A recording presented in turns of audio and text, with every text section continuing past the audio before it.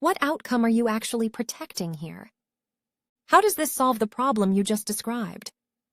What happens if we keep doing this for another year? What are you hoping I will do with this information? Each of these questions redirects the work. The person has to choose a frame. They have to reveal a priority. They have to show you the internal rule they are operating under. That is where clarity appears. When someone answers a real question, they hear themselves think. They notice gaps. They notice loops. They notice where the story gets thin. You do not have to point out the inconsistency. The structure of the question already did that. This is why the timing matters. A question lands best when explanation has reached diminishing returns, when the same points keep circling, when the energy starts leaking into tone, when the conversation feels busy and unproductive.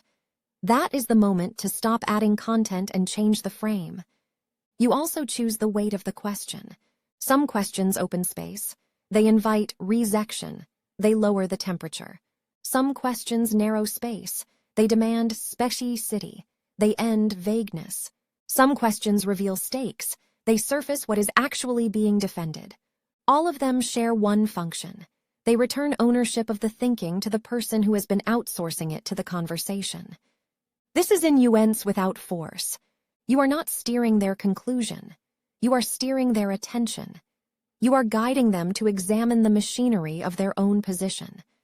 People trust insights more when they feel like they arrived at them themselves. Questions create that pathway. This also protects your energy.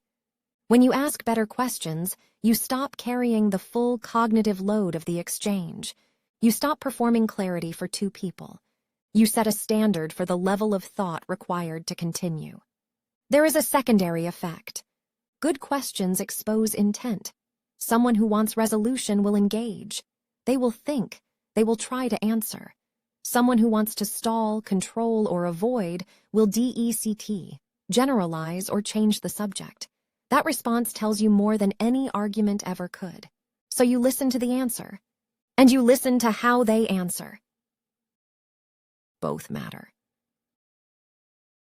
Over time, this changes your presence in conversations.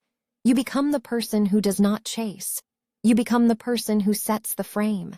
You become the person whose questions slow the room down and bring it back to reality.